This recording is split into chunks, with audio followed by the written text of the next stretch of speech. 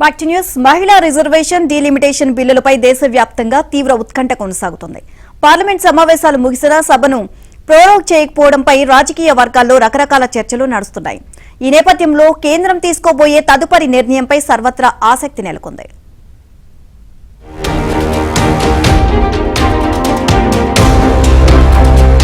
మహిళా reservation delimitation బిల్లుల విషయంలో కేంద్ర ప్రభుత్వం అనుసరించబోయే వ్యూహంపై ప్రస్తుతం తీవ్ర ఉత్కంఠ నెలకొంది.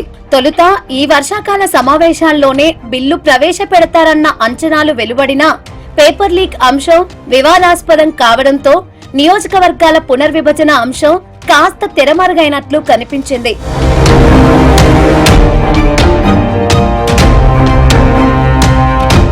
అయితే డీలిమిటేషన్ కోసం కేంద్రం ప్రత్యేకంగా పార్లమెంట్ సమావేశాలు నిర్వహించే అవకాశం ఉందన్న ఊహాగానాలు గట్టిగా వినిపిస్తున్నాయి. ఇటీవలే దక్షిణాది రాష్ట్రాల ముఖ్యమంత్రుల సమావేశంలో కేంద్ర మంత్రి అమిత్ షా నియోజకవర్గ పునర్విభజన అంశాన్ని ప్రముఖంగా ప్రస్తావించారు. డీలిమిటేషన్ ను మొదటి నుంచి తీవ్రంగా వ్యతిరేకిస్తున్న తమిళనాడు సీఎం ఈ భేటీ తర్వాత కొంత మెత్తబడినట్లు ప్రచారం జరుగుతోంది. ప్రస్తుత పార్లమెంటరీ ప్రాతినిధ్యంలో రాష్ట్రాల వాటా ఎట్టి పరిస్థితుల్లోనూ తగ్గకుండా రక్షణ కల్పించాలని విజయ్ డిమాండ్ చేశారు.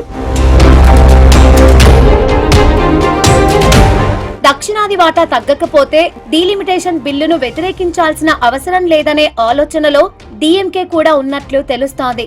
ఆగస్టు 13తో ముగిసిన పార్లమెంట్ సమావేశాల తరువాత సభను ఇంకా ప్రోరోగ్ చేయకపోవడంతో కేంద్రం ఎలాంటి సంచలన నిర్ణయం తీసుకుంటుందోనని రాజకీయ వర్గాల్లో తీవ్ర చర్చ జరుగుతోంది.